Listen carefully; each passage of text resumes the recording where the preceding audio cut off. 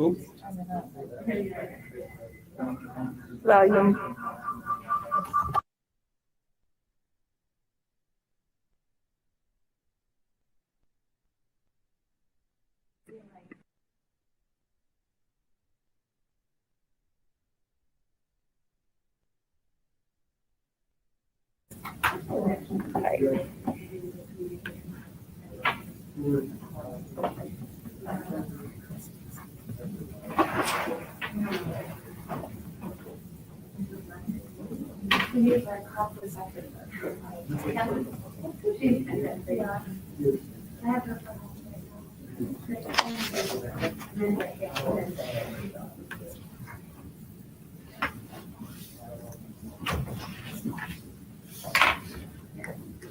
You ready, Kate? Yep.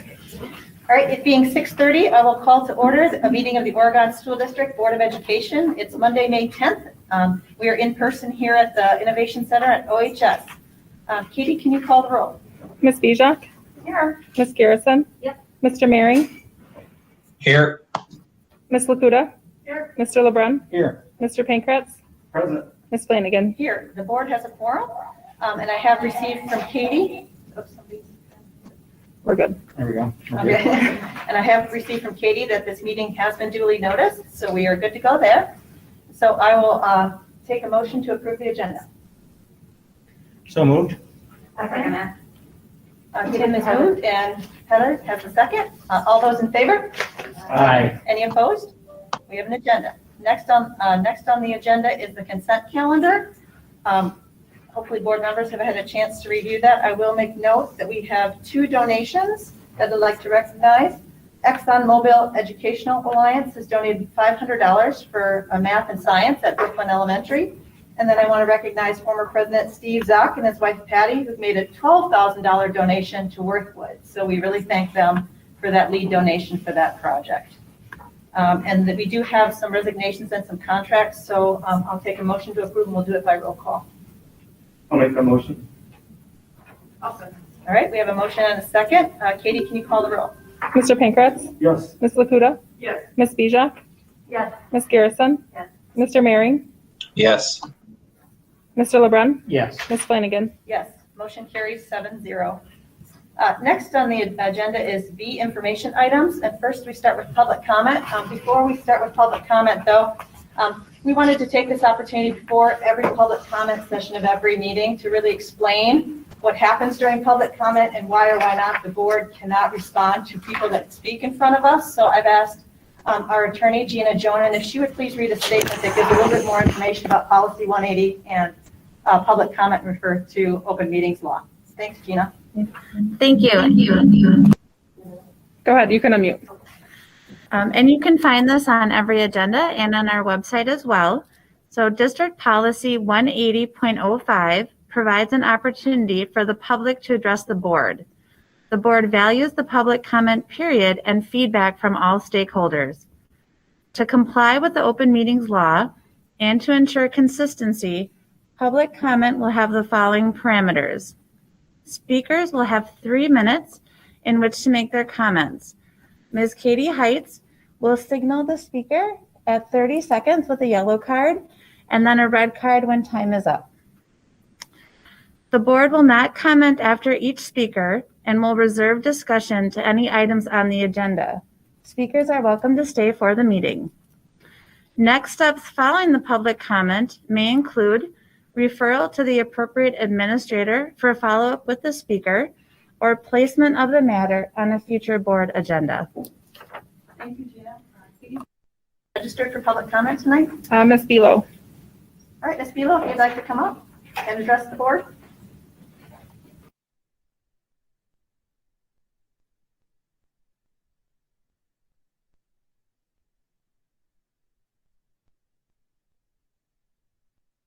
Sorry.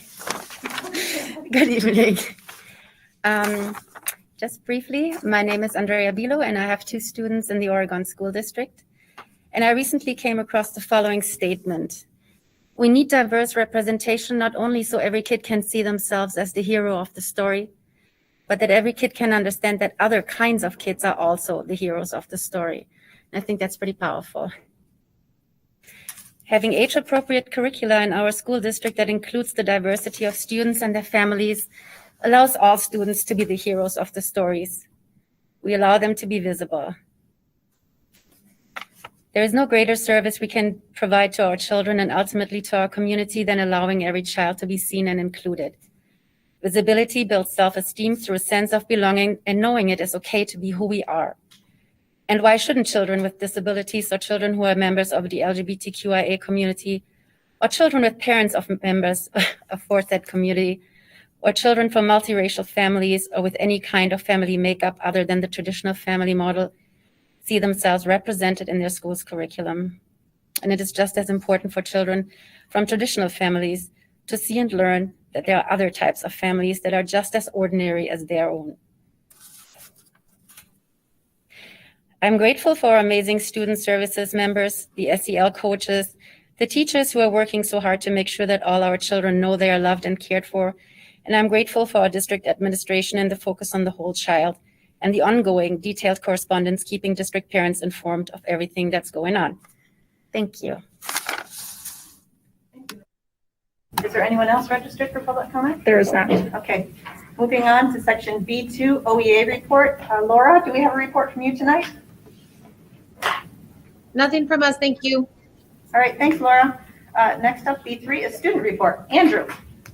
So I was speaking with some of you before. AP tests are in full swing. I know there are many students who took some last week. AP Psych is tomorrow. I think that's one of the largest enrollments in the entire high school. In other news, spring sports are starting to hit full swing. I know our boys soccer team unfortunately lost in the sectional semifinal on Saturday, so that was a little sad, but they were able to make a good run at playoffs. And it was nice that they could have the season. Other than that, students are just wrapping up, preparing for the end of the year. And personally, I just want to share a quick note. Chloe and I had the opportunity to tour the New Forest Edge School. We were doing a student council project over, and we kind of just went through the woods. It was really such a cool area, and we heard what the plan with the donation was to turn that into prairie. It was nice to see just some of that area was preserved. So we're grateful for that opportunity, and we hope that students can get out there more. Great, thank you, Andrew. I bet you that was cool. Moving on to C, action items. First is approval of APC easement at Oregon Middle School, and I think Mr. Weiland is going to take that. You bet. So ATC, approached us actually last summer, starting to kind of do some information gathering regarding increasing their easement around our property. It actually is right off of Highway MM or Wolf Street, and what they're trying to do is get a full 30 feet of easement. They basically are trying to make this common on that entire line. So any other property owners on that line were approached as well. We kind of had some negotiations. We didn't anticipate a lot of things going on in that piece of property as far as the school district, but we did anticipate perhaps some traffic improvements that might happen down the road.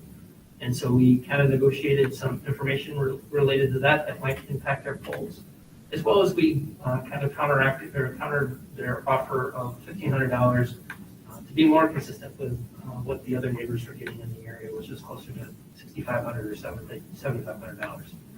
We were able to come to terms regarding that with $7,000 for the easement and $500 payment for a 3-year temporary easement to apply herbicides, which I don't believe they'll actually have to do, but they're just trying to be consistent with the permission from all the other property owners on that area. The reason they wouldn't have to use the herbicides is because there's nothing really on there for the herbicide to act on. They're really proposing to use that for bushes, trees, that type of thing that they cut down to kind of clear. And our property doesn't have any of those things. So we can definitely ask for them to tell us if they were to use it. There's a form that's actually included in your packet where we can write some comments on that and make sure that they would have to do that. Obviously, they'd have to flag it if they did apply anything. So what questions do you have for me? Go ahead, if any, Anna, go ahead. I just have a couple of quick clarifying questions. There's an existing easement on the school property, and is that where the poles are located today? They're Yes. within that easement? Yes. So this is more of a trying to be consistent is how they've explained it to me. That they wanted to be able to cut back trees and those types of things to make sure that they didn't infringe on the easement or the lines that exist currently. But this is not replacing the existing easement, Nope, it's adding it's to adding it. to it, correct. So that the poles are not in the new easements, did our original easement have language regarding their need to relocate? I mean, if they needed to be relocated for a village purpose, let's say, that would be a non-compensable, the village would not need to pay ATC for that. But I don't believe the school district would be responsible for any cost because it's their facility that would be impacted potentially by a village project. Well, and it's a county road as well. So True. there'd be multi jurisdictions involved. Right, but either way, there wouldn't be a cost to the school district Okay. with or without that, I would imagine. Yeah, we just wanted to make it real clear with the attorney to make sure that was. I mean, that's a great decision. That's a really good thing to get added in. I'm actually really happy to see that they agreed to that because Right. that's unusual, but, so those are my two. I just wanted to make sure I Yeah. understood. And I don't know that I The new can give you the easement. answer as far as the original easement. I did not go back to research that. Tim, go ahead. We also, our home fronts on MM, and we got the same communication as the school. The easement that's been in place is only 25 feet from the center line, and they're only asking for 5 additional feet.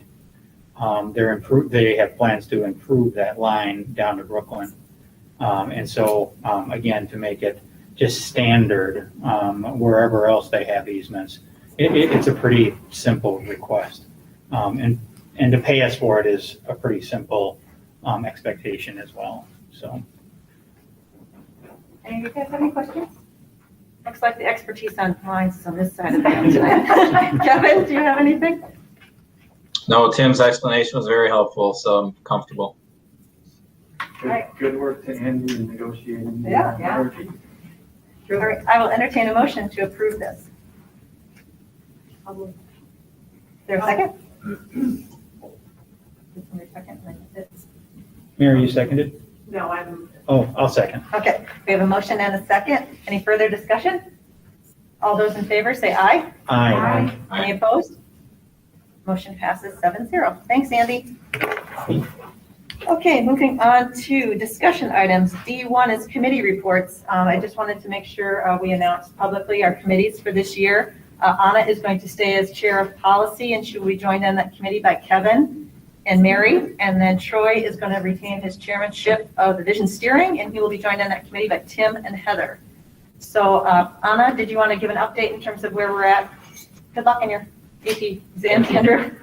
Did you want to give an update in terms of where we're headed with the scheduling policy meeting? Yeah, we've got a meeting set up this week, just internally to talk about some of the policy work that we've got ahead of us for the year, so we can start strategizing on how that's going to play out, along with the visioning work and all of the big picture items. We've got a meeting scheduled this week to talk through some of those things with Gina, and then the hope would be to really establish a standard meeting time each month so that it can be on calendars and we can work around that. And if we don't have items to meet on, then we would just cancel that meeting. So I think I'm going to be reaching out to the other members, Kevin and Mary, to talk about a good day of the week or time of day, as well as with Gina. And we'll go from there to see what that might look like. But that's kind of my plan going forward. Great. Any questions, Ivana? I have a question. So is there a meeting on our calendar for this week right now? I don't have a meeting on our calendar. No. So no. this meeting, this internal meeting is just you and Gina? Gina and I, yeah. Oh, okay. And with Krista. Okay, all right, very good. Vision steering, Troy. Yeah, so following up on Anna's heels there, we are also looking to set up monthly meetings, and it looks like that's going to be the first Tuesday of each month at 5 p.m. Looks like that's the time that works for everybody's calendar the best. So that first meeting will be first Tuesday in June. And our first agenda item is going to be, we'll start to talk about 5-year goals, strategic planning. And as Anna mentioned, We have some pre-work for the Portrait of a Graduate, Policy 41102, which we will begin on, and also some pre-work for Policy 175, which is the decision-making framework. So, looking forward to it. Yeah, great. We've got a busy summer and fall ahead of us. Next up on the agenda is school leadership team presentations, and I think how we're going to handle this tonight. Board got some pre-questions. Leslie's going to start off with a little bit of a presentation, and then we'll take question one, which is clarification. We'll go around and see if anybody has any clarifying questions. And then after that, we'll take 2 and 3 together. So we'll go around the room with 2 and 3 together, but we'll start with 1 if that works for everybody. So I'm going to turn it over to Dr. Bergstrom to give a little bit of a prelude. Good evening, everyone. I just wanted to set the context for those people who are watching and aren't sure what we're referring to when we're talking about the school leadership team presentation. So if you take a look at our draft visioning and strategic planning framework, you'll see that really everything starts with our mission and our values. And then from that flows, what is our end game, right? What do we want for our students when they walk across the stage at graduation? What do we want for them? And that has been encapsulated up until this point in 41101, which is credits and what courses students must take, and 41102, which is a list of skills and dispositions that we want our students to be able to possess. Now, as part of our visioning and strategic planning, and starting with the end in mind, we really want to revisit what exactly do we hope for from our graduates. And I'll talk a little bit more about that later, but I think it's really important that you see that that's a really primary first step in any part of our visioning or strategic planning forward. And then along the side in the orange, you'll see the things that we're doing this spring and this summer and this fall to help us with the visioning and strategic planning. And there's a lot to this graphic, and we'll be talking about it bit by bit, probably every single meeting moving forward. But for now, I'm just going to concentrate on what's over along the side, because those events are what are the events that are being planned to help us get where we want to be by the fall, which is, holding a plan that is really built upon our values and our mission and what we want for our students. So that takes me to the calendar, because it's important to remember where all of this fits in the last couple of weeks, or our last month or so of meetings, and how it's fitting going forward. You know that since we last saw each other, we've not only had the report on Dane County Youth Survey and the really valuable mental health information and the philosophical approach to learning in the fall, but we also met together on April 29th to talk about board operations. And then on May 6th, our school leadership teams presented to the school board. And that's what we're going to talk about in just a moment. So that was from 5 o'clock to 7:45. So it was a pretty intense information saturation for 2 hours and 45 minutes. And all administrators and members of leadership teams, which are educators from every single school, they all worked together to create presentations at the 4K level, the K6, and the 712. And the goals of these presentations to the school board were to share with the board the experiences from this year and how those experiences align to our core values. And then to understand what we learned from this year and what we want to amplify moving forward. What do we really want to build upon? So that led to really interesting and in-depth presentations by our school leadership teams, really centering around these 5 themes that you see on the screen. The idea of meaningful collaboration and service of our learners, the importance of building authentic relationships with our students, with one another as staff members, with our community, with our family members, learner-centered learning experiences, safe and inclusive learning environments, and that incorporates a lot of the work we've been doing related to creating equitable environments. And then, of course, mental health and social emotional learning, because we know that if students aren't feeling well in those areas of their life, then learning is much more difficult. So those were our big, broad themes. And then the grade bands presented underneath that. And so in preparation for this evening, we sent you post the presentations, some questions. And that is what President Flanagan spoke to you about earlier. So let's start with just question one, and we'll go around to see if anyone has any clarifying questions they'd like to ask Dr. Bergstrom. So who would like to start? How about you, Mary? I'd love to. Okay, great.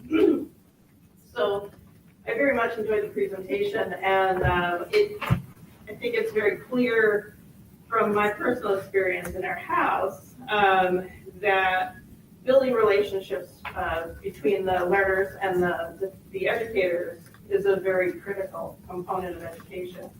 I know that over this past year, several of my daughter's instructors actually encouraged her to text or email, and they would set up one-on-one either phone calls or meetings to go over individual questions that she had, that she didn't have to worry about whether the question occurred during class time. She could actually reach out whenever she had the need.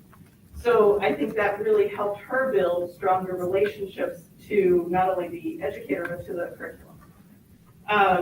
But I guess several of the things that Dr. Rickbaugh mentioned had me questioning, do we have any data to support our assumption that that building stronger relationships actually does strengthen the metrics or the outcomes? Oh, well, that's a wonderful question. And we are sending out a school climate survey to our families, to our staff, and to our students, different but related surveys in the next couple of weeks. I think families and staff go this week and students a little afterward. And it's through those questions that we're establishing a baseline related to things about the staff at my school care about me, those kinds of things. So yes, we're able to measure where we were because some of those questions were in our previous staff surveys too. So we can certainly measure how students are feeling about their environment. And I'd say related to how those feelings impact their academic achievement, I think that, that's something that we've been looking at all year long. And I don't know if we can tie anything directly to that, other than the Dane County Youth Survey data, which showed greater connection. And that's great, right? But as far as has that connection led to better grades this year, it's difficult to say because of the odd circumstances we've been in. Yes, thank you. Any other clarifying questions? Heather? No questions. Kevin, do you have any clarifying questions? No, I do not. Anna? No. Tim? I do. With regards to the Dane County Youth Survey, what is the next step and when are we expecting that to take place? And secondly, did that questionnaire go out to parents? The Dane County Youth Survey? Yes. No, it only goes out to students. Is And there a that's- reason why we wouldn't send that out to parents? Well, it's not coordinated through us. It's coordinated through the organization that has been doing it for the past 40 years, which is really a collaboration that includes Dane County Human Services, et cetera. So we don't have a lot of control over where that survey goes. We just choose whether or not we are participating in it. And so how does the survey, I'm sorry, I cannot remember his name. He was here. Brian. Yeah. So how does Brian have access to our students? He works, his committee works with representatives from each of the school districts to facilitate the delivery of the assessment. Okay. So Amy Miller is the person that he works with every year. And then Amy works with a representative from each school that's eligible to take it, which is really just middle school and high school. Okay. I would think it would be reasonable for us to allow our parents to get a look at that survey, because I think there's communication certainly that's taking place to get kids to take the survey. And so I just think it would be helpful for parents to know what are outside organizations asking our kids. Have we ever had a copy of the survey? Handed out to parents ahead of time? Do we have a copy? Does the district have a copy? Yes, now the survey changes every time it's given Sure. based on what's happening in the lives of teens. Mm-hmm. But absolutely, we do, yes. Okay. And so does Amy reach out to students to encourage them to take the survey? Because it's not a required survey. That's Is that right? correct. No, she works with members of the Student Services Department and or the administrative team who are the ones who administer the survey. And parents are able to opt out. They are given the information in advance and can opt their students out of the assessment. So when they're given the information in advance, it doesn't include, Not the questions, copy of just the the survey. categories. okay. Would we be against providing that to students? Well, it's not, we don't own the survey, so Okay. we couldn't be the ones to give it out. Okay. But that's definitely something that we could inquire about. And the only reason I ask is I think there are lots of organizations, and I think this is a great survey, and it's been done for many, many years, and so I am encouraging the survey, but I think whenever we are opening up our students to access from whatever organizations outside of our district, I think it's important for us to know what we're asking our students. Whether it's Coca-Cola asking them, or Dane County Youth Survey, or the Republican Party, whatever it is, I think it behooves us in this day and age to be transparent with our parents so that they know what we're committing to. That's all. And again, I haven't seen the survey, so I don't know if any of our 4 kids took the survey. So that would just be my request. Thank you. Any other leadership team clarifying questions, Tim? Nope, that's it for me. Okay. So I don't have any either. So let's move on to question 2 and 3 in terms of what did you hear that you believe will have the greatest impact? And then what do you believe is important to share with school leadership teams? So I'll go reverse this time, Tim, to you. I don't have anything at the moment. If you can come back to me, I Okay. appreciate it. Anna. I have a lot, so I want to start maybe with 1 or 2. Yeah, why don't we Let pick your other top people- 3 and then we'll see. Yeah, let's maybe do 2 to 3 and then we'll come back around if nobody covers it. Yeah, okay, great. So, first of all, what an incredible night. We have all talked about it as a board. It's our favorite night ever as a board member because you hear just, it's a 2 hours and 45 minutes of complete, wonderful information you've ever hearing. And so a lot of what I have to say is very positive, obviously. And so the question is, what did I hear that I believe will have the greatest positive impact on our learners? And the first one I wrote down really relates to our educators and the fact that despite this being one of the most challenging years for educators, I have to believe, I feel that our teachers and our staff have absolutely grown to be better, more focused, better connected, and intentional with their instruction. And I think this is going to serve our students better going forward because so much of what we focused on to allow us to ensure we were educating on important things that should be met, a lot of intention went into the curriculum and the instruction. And so, and I feel like a lot of this is accomplished through those Wednesday collaboration days. I mean, we've heard a lot about that, the value of those. But one of the things I heard that I think is just so great is focusing on the why. Why are we teaching these skills? Why is this skill necessary? What is the end game? What's important about this skill to serve our students going forward? Again, being intentional about what we're learning and why we're learning to develop relevancy over the learning. And that's how students are going to connect to the learning, if they understand why it matters. We've heard from all of our kids, why do I even have to know this? And so if we can get it, if we can make sure we're being intentional with the why and leading with that during the instruction, I hopefully that's going to grab more kids to be actually interested in it because this is why it matters. This is why I'm learning this. So I just think framing education in that manner is just going to be really huge going forward. The second example that I jotted down is the use of the PLC plus. Help me with the acronym. What does it stand for? Professional learning community. Thank you. I know that, but it takes me a while to come up with it. I need an acronym cheat sheet. Could somebody do that? We can do that for you, Anna. I would love that. And could it be alphabetized? Okay. There you go, there's an action item. What I loved about that is that they talked about creating an activator. I think we've had this PLC process for a while. But again, being intentional, having an activator, asking a question, what is our goal? What do we want to achieve within our professional learning community? And it's a purposeful goal, and it allows you to develop actionable steps.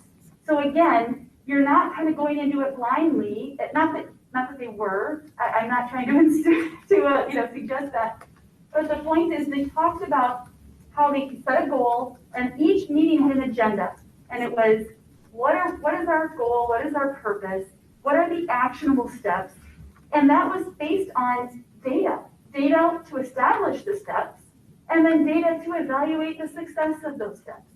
So using a data-driven model for helping to understand, what was the question? I think the example was, how are we going to connect with all students?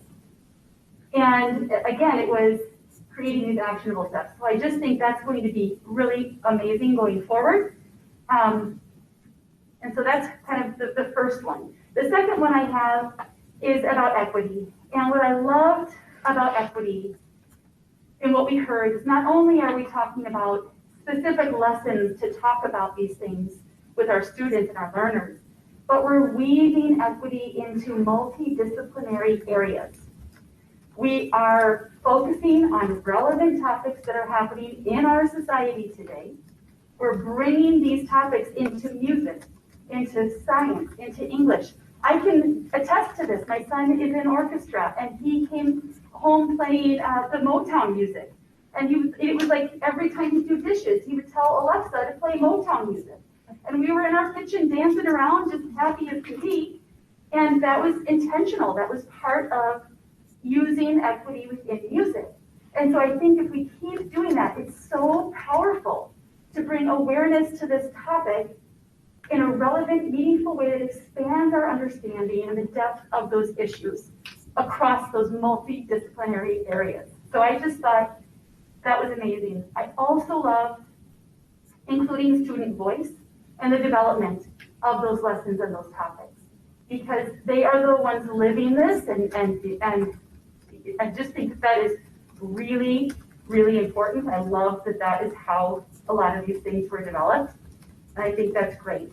And then the next one I have, should I stop? Because I don't want to take every. No, one more, you're good. All right.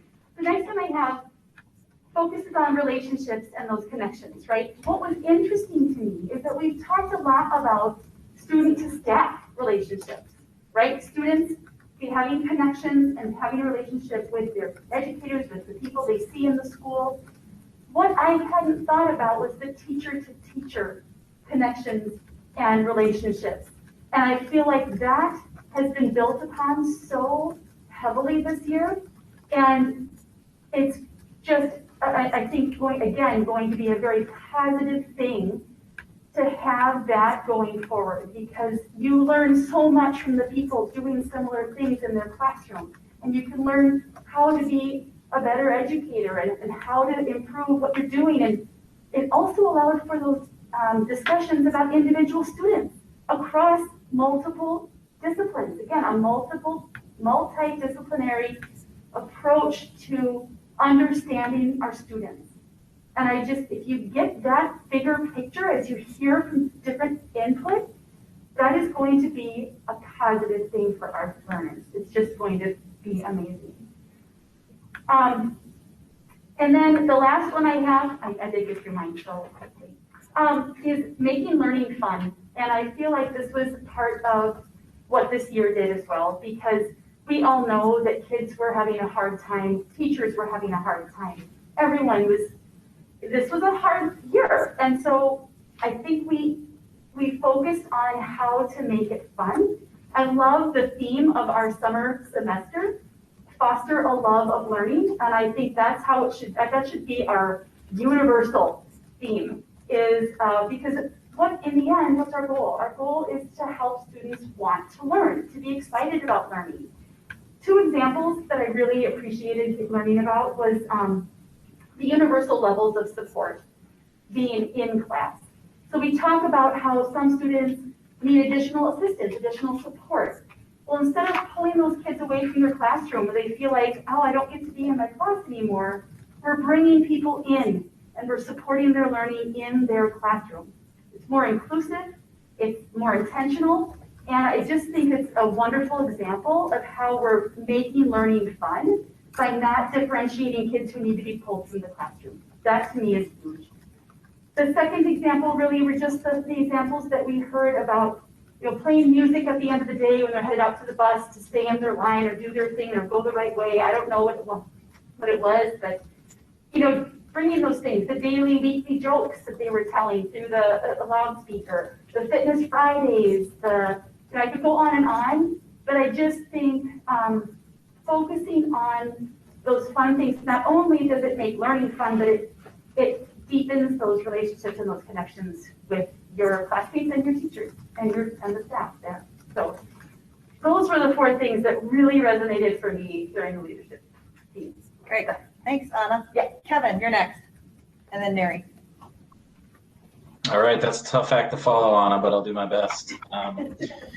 Yeah, so I guess a couple things. I mean, I certainly learned a ton of acronyms, that's for sure, and have quite a list of those that will hopefully help me and the rest of my board time here, knowing what's being done when it's talked about by teachers and administrators. I think most importantly, I loved hearing the passion for teaching and the love for students. I mean, certainly my kids have felt that as they've been in the district. My child who's on an IEP especially has felt that through the years with just amazing teachers that have worked with them. And again, you felt that with our session together, and you could feel it even through a computer. So, that's first and foremost the most important. A couple underlying themes. I love what Dr. Anderson was talking about with her prairie rebirth example. That's really a great analogy for really what we've dealt with. And you hope after a prairie burns, of course, that it comes back healthier than before. And, that's something that a lesson that all of us need to continue to pound, maybe the wrong word, but to continue to emphasize with our student learners.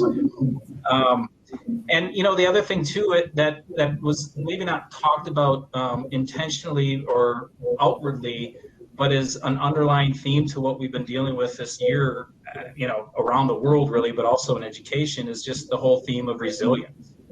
And as I think of one of the books that's been most impactful on me, it's the book called Grit that I'm sure many of you have read. I've actually heard the author speak on a few occasions. And the lessons that she gave, and I always dreamt of being a Navy SEAL, so that's the one that always sticks with me, about the Navy men and women that made it through the SEAL program typically weren't the top in their class in terms of education. They weren't the most physically fit or athletic. It really came down to grit, which she describes and defines during the book. And I think that lesson that our students are learning, that our teachers are learning, that we're all learning through this year is an important one to continue to emphasize. We're all in the business world, and we all probably have examples. I have two personal ones with my brother-in-law and one of my closest friends. That frankly, neither of them went to college, but they're two of the most successful people I know because they have not only entrepreneurs, but they have incredible grit and passion and resilience. And if this year, again, you heard that in a lot of the presentations, maybe not the words specifically, but that's what, a lot of the support that we're given in social emotional learning, and just the theme of a lot that, the teachers building up the students. So that's, one of the things that stuck with me for sure.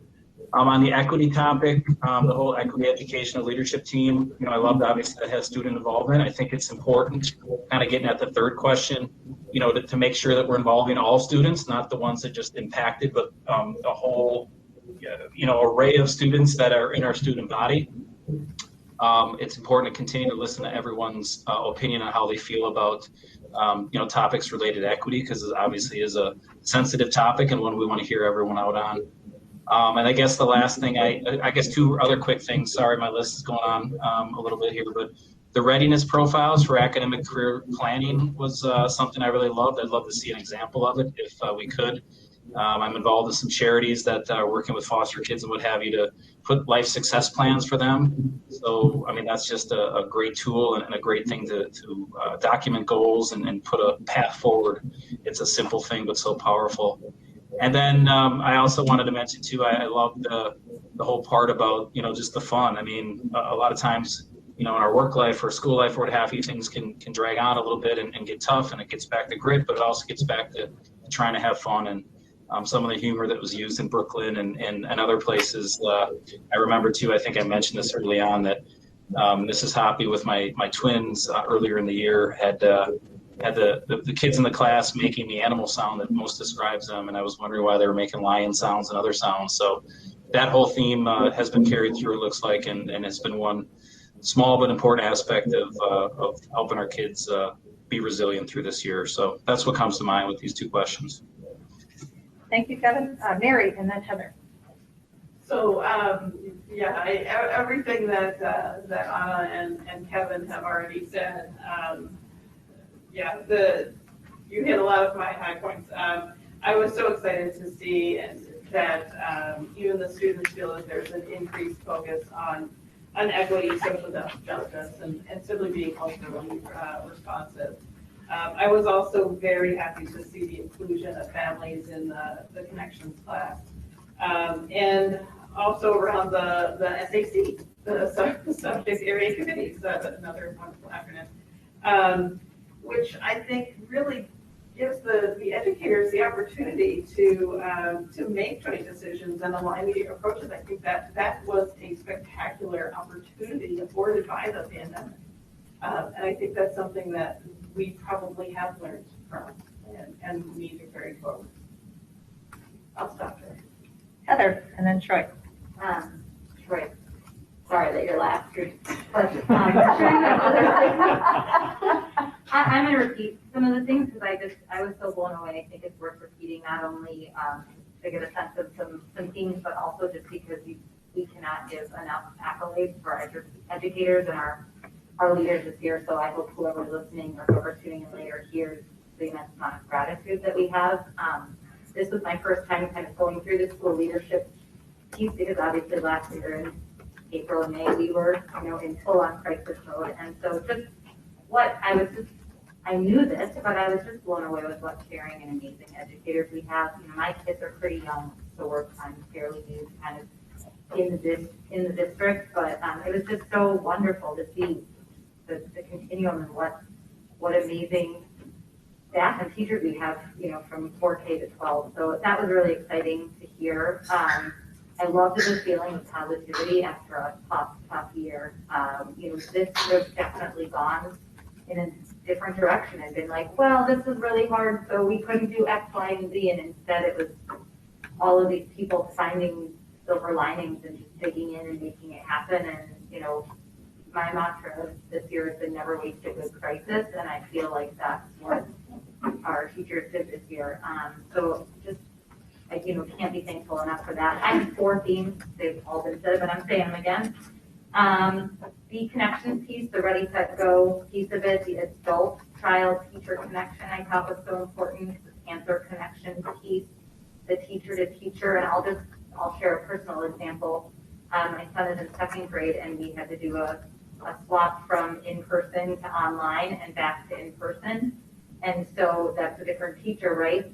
And it was absolutely amazing how seamless that was, not only because the teachers were great, but because, and this is from the teachers, their Wednesday time, their classes are pretty much on the same trajectory. So it was not, imagine in a different school year, if you went from a classroom to a different classroom and back to another classroom, it would not be that seamless. And I really think that's a testament to that Wednesday time. Obviously, this is jumping ahead. How we're going to accomplish that piece is another story, but I'll just give a shout out for that. The equity piece, both in the continued age-appropriate curriculum, I'm so excited to see how, we're starting at the correct age-appropriate level and growing from there. I just think it's really exciting, and just how we can continue to bring families along, I think is very exciting because it's really about not just the learning the facts and learning the things, but how do we want our students to be and how do we want our community to be and how do we want them to go out there. And so that was a big theme for me. And the last one, I wrote essential standards focus, but I like everybody else's talking about fun. So I'm going to flip mine and say it really boils down to, I think, what I really appreciated was because we're focusing on the essential standards piece, there is more time and capacity for that fun, right? And I just would love to see that carried forward, especially in the younger grades, which again, all that I know, but just the important play-based and fun opportunities that they could have because maybe we aren't teaching geometry in whatever grade it was, dabbling. We don't need to teach it until whatever grade. Somebody did a much better job of explaining that at a board meeting. But yeah, I was just kudos to everybody involved. That's my story. Troy, you're up next. Great. Well, I'm sure I'll repeat many of my fellow board members, but I think it's really necessary to really do a heartfelt thank you to all of the staff who participated in these school leadership team reports because, I get the good fortune of seeing firsthand how much work goes into this and how thoughtful it is. And the staff really do spend a lot of time thinking through this, and they take this very, very seriously. So a big thank you to our staff. And I'll just talk through some things that really resonated with me. And it really starts with, I think it was Jim Kleiner who said, from here, it's going forward to normal. We're not going to go back to normal. We're going to go forward to a normal. And that really stuck with me. And then also Chris Cluck commented on the paper by John Hattie, and he laid out 3 different things that happened this year. And number 1 is that our successes outweighed the losses that we had. Number 2 was that our independent learners and our empowered teachers succeeded. And number 3 was that our educators led the charge through pandemic learning. And so, as we move forward, how are we going to scale up these successes that we've had through this past year? A couple of themes. So the first overarching theme is the flexibility for learners and putting the learners at the center and looking at, what should we teach? So it's really important. We know that it's important to teach change. So we talk about the essential standards, but it's really, really important that we teach our students, our learners, how to change. Or the content, the reading, the writing, the math, that's a given. But equally important is to teach the learners how to adapt. And we know that in this time, as change accelerates, our future is ever changing, and so it's really important to think about adult-defined education is really unsuitable in this world, and that's often what is pushed upon us is this adult-defined education, which is really no longer relevant. There was a statement, I don't remember who said it, but we don't need to catch up to the curriculum needs to catch up to us. That was something that was really powerful. And then also, seat time and teaching does not equal learning. So that's kind of like what we teach, and then there's also who we teach, so our learners. And this shift from how we look at it as a teacher and a student to a learner and a facilitator. That was really, really powerful to me. And then also, one of the staff members talked about how students who have learned the ability to self-regulate, they have better outcomes in learning. And again, reflecting on the 5 levers and the fact that the self lever has the greatest impact. I think too often we're looking for failure and we're trying to fix that instead of looking for our success and then trying to scale that success upward. So how does that all that boil down to what we do on the board? And I think about as our learners are making this transition from dependent to independent learners, that's all happening on a different path for every student. It's happening at a different rate for every student. So how do we best apply our facilitators to meet the needs of our learners? And that's our educators. That's the key here is how do we change the system to allow our facilitators to meet our learners where they are. A couple of other standouts was the authentic relationships, and then it's been said before, but it's important to say it again, is that the connections classes that we have in the SEL curriculum that we're using, that we stayed true to that through this pandemic. And I think that's just profound, that we were able to think about what the purpose of those connection classes are and stay true to it.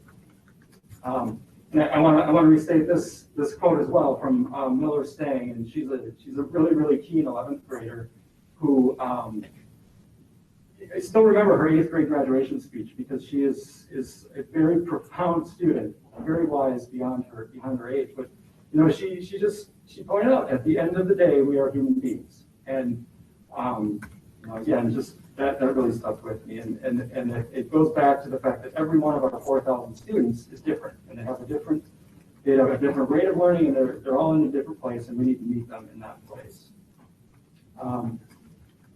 And then the last theme, real quick, is collaboration, and I think we've all talked about it, but those, the abilities that the effect that those Wednesdays have had for our staff has just been huge. And we've heard the staff talk about how helpful it is for the different groups, all the teachers, to be able to talk with each other. We used to just see teams working together, and this year we've seen teams and schools and even between school staff working together, and that's really powerful. I think it's so powerful when a FIA teacher and a math teacher and a principal can all talk about a student and that student's specific needs, because they all are seeing different successes in that student, and when they have the time to work together, they can scale that success up. So I'll move on to kind of moving forward, question number 3. And really, I've been thinking about what the board can do or needs to do moving forward. And I think as we move forward, we have to really stay at the forefront of what we've heard last week from our educators, and we have to resist the tendency to want to go back to the normal way of how we've done things. I think we need to rely on and ask our school leadership teams and our administration to remind us of that at the board level, is to continually remind us of what they've learned, because they were the ones at the forefront. So, again, the themes: flexibility for our learners, the authentic relationships, and then collaboration time for our educators.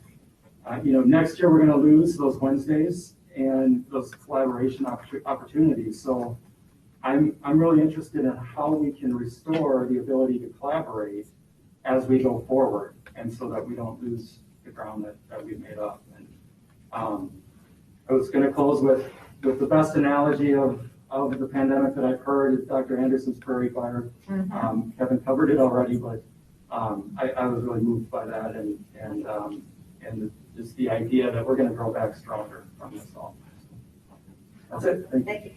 Tim, do you want to go before I go? Yeah, Okay. that'd be great. Thank you. Okay. And everybody has spoken about things that I've noted, but I just want a couple of key things. When I was sitting in the leadership team reports this past week, I kept thinking to myself, something I've mentioned to our kids often, and they can attest to it. I often tell them, if you always do what you've always done, you will always get what you've always got. And so it begs the question, if you always do what you've never done, what is the result of that? And this year, we got the answer to a lot of those questions. I was overwhelmed with the consistency across the grades and across the buildings, across the presentation, the consistency around the themes that we talked about, the meaningful collaboration. You mentioned that, Troy. that it wasn't just about collaboration with other English teachers, and it wasn't just about collaboration with other fourth grade teachers, but it was the collaboration across buildings and across subjects and across the entire district. And I think it gave me an appreciation for the insight our high school teachers have as the next group of kids come to the high school this fall, because they have a sense of where they've been. And I think that is so valuable. The other thing that was so consistent was this building of authentic relationships. This ready, set, go process is so powerful. The ability, and this year, I think it went a big step deeper, because this year we not only learned about our kids before they started school, but we learned about their pets and their caregivers and their other family members who are living at home. And it wasn't just before school started, it was every week, because we got a little insight into their homes because of this virtual thing that we were required to do this year. And I think it built a much deeper relationship with our kids. And I truly don't want to lose that. And I think the presentations last week all built on that. It all started with that foundation of, now I have this relationship, and it's a deeper relationship than I've ever had before with these kids. I remember last year, we, and maybe it was the year before that, when we talked about, actually it was a number of years ago, when we talked about converting RCI back to a K5 or a K6 or whatever the case may be. And the enlightenment I had when I understood that the educators there found, both at RCI as well as in the middle school, that there wasn't enough time in that school, those 2 years, 5th and 6th, 7th and 8th, to build a relationship with those kids. They were essentially passing through. And the insight that I learned when I heard, we're not going to have an intermediate school sometime in the future, near time in the future, I just thought that was very insightful to me. And this building authentic relationships goes well beyond that. And so I learned more about a number of kids at RCI this year, just because I've been able to spend a week, a day a week, or an hour a week at RCI. And I can only imagine what it's been like for the teachers there. And so that building authentic relationships is really the strong foundation. And this year was the year to prove that out. So I was delighted to hear about that very consistently in the presentations. You know, our oldest son, all of our kids, we have 4 kids, and all of our kids went through this school district. They're all graduated now. But had a chance to see 2 of them this past weekend. And our oldest son is 30, and our youngest 2 kids are 22. Actually, they're 23. It was so enlightening to me, the leadership presentations last week, that I actually brought it up in our conversation. And I was complimented, frankly, by our 23-year-old.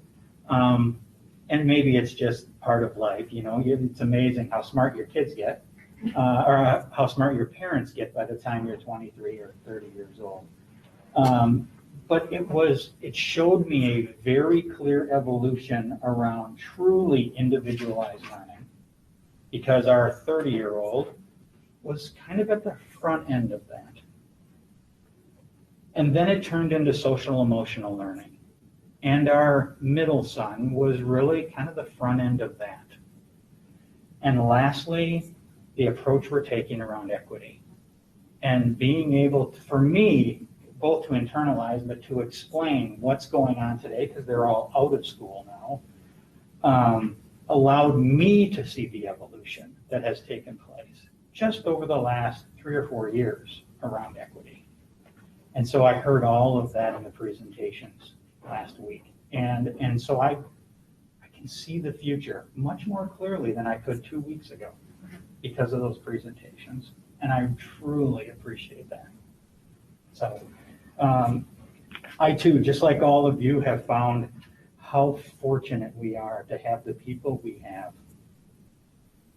People who we expect our kids and hope our kids will be resilient, but that starts with our educators being resilient. And this year, they truly proved that out.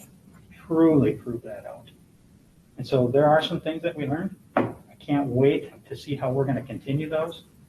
And I know that's number 3 on here, but so those are the things that really struck with me from our presentation last week. Great, thanks, Tim. I'll go last. So right after I read or had the leadership presentations, I went back and read the Path Forward paper and really looked at the leadership team presentations through what we had written with the Path Forward, and then also looked at it through the 5 levers of learning. So that's kind of where my comments come from. And as you remember, the values came out of the Visioning Summit, and then they were solidified in the Path Forward paper. And so I think we've done an amazing job just looking at these presentations from 2 years ago, where we've moved forward with our strategies of strategy itself. It was really evident now that we've really moved into that place. I think from the values perspective too, we've done an amazing job on whole child emphasis, caring and professional educators, and educational equity. And so where I kind of looked at this is through the other 2 values, which are relevant and empowering learning experiences and family and community partnerships. And then another thing, but as I look at relevant and empowering learning experiences, and as like Troy mentioned, as our role as the board, what we said in the Path Forward was learning and achievement is more apt to occur when opportunities reflect interests and motivation of learners. So my question is, we've done a lot with educational equity. As we look at relevant and empowering learning experiences, how are we creating standards or info gathering systems across the grades and across the buildings to understand each student? What I heard is we're doing some really, really good work in the grades and in the schools, and how is that transferring from building to building so that when teachers get a child from K-6 to 7, 8 to 9, 12, how are we following that child in terms of collaboration between the buildings so that there's not a learning curve like we've talked about, that kid has an individual learning plan, or we've done something in terms of this traditional intervention, universal support like Anna talked about, that we're starting to change our systems and processes that we know every child, not just the children that are in advanced learning or the children that maybe are struggling, but every child through a universal support system has someone, either connections or advisory, that we've started those things, but how are we going to grow that so that every child understands that they've got someone that's their turn-to person, or they have a plan that no matter if they're in K-6, when they go to 7, 8, they go to 9, 12, they say, oh yeah, we know about you, and let's talk about where you're going, because this is what we've heard. So I think that piece in terms of relevant and empowering learning experiences, I think our job as a board too is also to push and really to embrace innovation and support innovation. We've learned some new learning models. So can we hang on to the ones that we were forced to use? We started flipped learning and blended learning a long time ago. We know that that works. So how can we continue to do that? Innovation is a hallmark of this school district. How are we now embracing our teachers through the board and through administration to say, what did you learn and how can we expand that? That's our job. Again, Troy mentioned, we were led through the pandemic by our educators. Let's not give that up. Let's continue to be led by our educators as we go into visioning and planning. We're led by our educators. And I think innovation is one of the reasons that we've heard from Gina why teachers decide to come here to teach, or why they stay teaching here, because they are allowed to innovate. I think we've talked a little bit about the Wednesdays and how important that is for collaboration. Again, let's stay in strategy and self. Let's not go back to structure, right? The Wednesday was the structure. That's not the strategy and the self, right? So stores have now become pop-ups. How do we think about this in a new way so we're not stuck on the structure of Wednesdays? We're stuck on the concept of what that was, not when it was. So again, let's think about self and strategy. I think the other thing in terms of an environment that's conducive to learning of all students, how can we bring parents and families and students along about why it's good for everybody that we're doing a more equitable, safe, welcoming environment? when it's a safe environment for everybody, that benefits everybody. Again, how are we communicating that and how are we helping everyone learn that the whole ship rises, right? And then I think as we go into family and community partnerships, as I look at back developing that value, I'm not sure we went deep enough. And so I think we have to go deeper on family and community partnerships. Because I think we've learned through the pandemic and through our equity and diversity lessons that we've got to bring the family along in the learning. And so as we look at our leadership teams saying why, that why should include how are we going to help our parents learn, because not only are they supporting their students' learning, but they have to be part of the learning process because they know their kids like we do. So how are we bringing them along to not only learn, but to support our teaching of that learning? And so what are some specific strategies, no matter what we're doing, that we're trying to bring parents along? I think we have some really good examples. The Ready, Set, Go conferences. Wow, let's really build on that. Equity lessons, we've brought our parents along, that's going better. John has talked about focus groups. What more can we do as our teachers are planning that's part of their decision-making model? How are we bringing parents and families along in this learning? So they're equipped to help us. And then I think the final thing for me is what tells us this is working? We think we know that this is the right thing to do, but what tells us? What are our benchmarks? What are our measures of success? What are the expectations? What is the progress? And I'm not talking just about test scores or academic measures, but or Danielson framework for teachers. But what are the benchmarks that tell us as a board this is working? And I think we'll get to that with some of the visioning and strategic planning we're doing, but I would throw that out to administration and leadership teams too. How do you know what you're doing is the right thing to do? What are those measures? And then lastly, I would say, and I said this the other night, this is one of the meetings that I get emotional about. These leadership teams make me so proud to be part of the school district as a parent and honored to be a board member because, wow, the leadership teams and our administration, you are so committed. You are so good at what you do. It's just amazing. And I wish everybody would be there to hear those with us real time because the dedication you have to our kids, and boy, nobody can take away an education. There is such power in education, and the kids that come through the Oregon School District, boy, are they blessed. And we don't do everything right, but boy, these kids are getting a wonderful education that's setting them up for life. So on behalf of the board, I think you've heard that tonight. We are so proud and honored to be the Board of Education for the Oregon School District. So Dr. Bergstrom, thank you for your leadership, and thank you to our teachers for their dedication. I don't know if you have anything you want to follow up with. Wow. Yes, I think all of this is really valuable. And the fact that you took away exactly what we were trying to convey and all of us sort of being on the same page about what we believe to be important, I think that makes for a very powerful team of people who are willing to work alongside our community and do the right things for kids. So we couldn't be more pleased with Thursday and the outcome of Thursday and all of the things that are happening as we move forward. And there's a lot to discuss tonight because there are many pieces that just keep moving us forward along this path in all of the ways that we discussed on Thursday and you illuminated so well here tonight. So thank you very much. The feedback means a lot to the leadership teams. They will really enjoy reading through the notes because not only were you very kind and thoughtful in the words you used, but their message came across clearly. And that's always a good thing to know. So thank you very much. I think the prairie picture is a keeper. I'm a little surprised that was Dr. Anderson Yeah. who came up with that one because that is something that she does extraordinarily well as a former English teacher. So, and art. Yeah, She's both that's right. teachers, so I'm not surprised a bit. Okay, thank you everyone for your thoughtful comments. I'm moving on to agenda item E, information items. Dr. Bergstrom is going to have the floor for 5 things. There are a few things here, and this is exciting. And the first thing I want to say is that I was receiving messages from Amy Miller and Shannon Anderson to make sure that I said an answer to Mr. LeBron's question regarding the Dane County Youth Assessment. There are copies of the survey at schools. Parents are told in the opt-out letter that they can see the survey. And this year, due to COVID, the distribution center of the survey actually emailed it out to parents upon request. So they were able to see that. Great. I just want to make sure you knew that. Great, thank you. You bet. All right, so the first thing I'll shine a light on is something that really connects with everything that we've discussed tonight.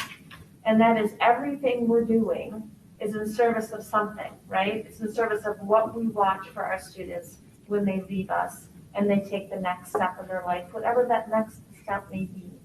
And we want to take some time to bring together stakeholders, people who really care about this issue. That would be parents and students and alumni, community members, board members, administrators and staff, to bring them all together to talk about what is the portrait of an OHS graduate?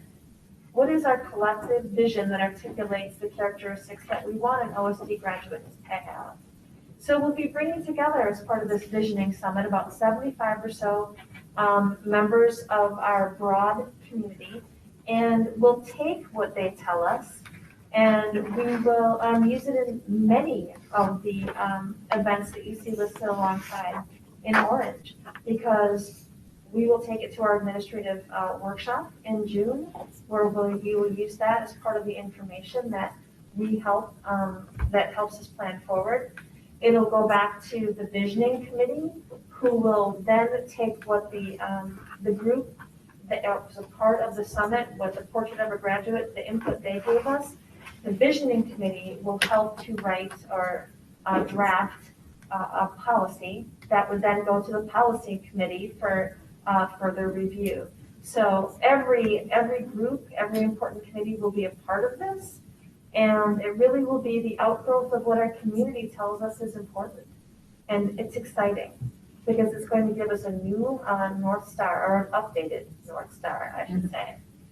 So that is a really big piece that's a part of our visioning and strategic planning. And then before I get into some other important pieces of our planning process, like the use of ESSER funds, I want to highlight something that I think is celebratory. And it is certainly related to the ESSER funds, and I'll tell you how in a moment. But that is the fact that Dr. Candace Weinsey, the Director of Student Services, she applied for a grant from Dane County Human Services related to expanding mental health supports in our school district. And we were awarded a $103,000 grant. And it's actually the third highest in all of Dane County. And it's for very specific things. And the first and foremost is expansion of on-site mental health services for the uninsured and the underinsured. We already have that. We know that we've got good partnerships, and we're expanding that so that our partners are accessible even more often than they were before. And that's really important given all of the information that we heard from the Dane County Youth Assessment 2 weeks ago. The grant is also paying for some upgrades in curriculum. Second step curriculum, which we know is our social emotional learning curriculum for K-4. They're getting a digital update with part of this grant money. And grades 9 through 12, they are getting a whole new curriculum called Character Strong, which focuses in on emotional regulation and self-awareness. And we heard a lot last week about why that is so important.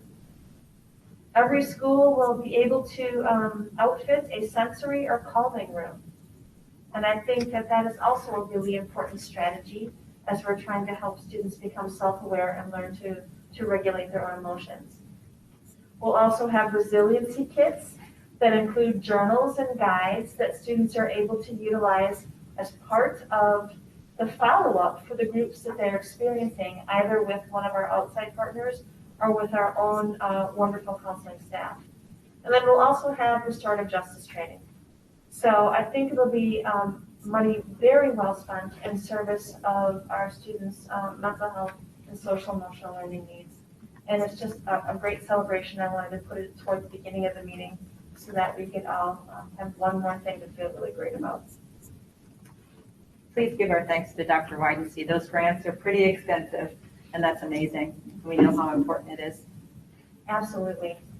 So the first thing that's on our agenda for an update this evening is I wanted to give you some general information regarding the framework that we will use to make decisions around ESSER funding.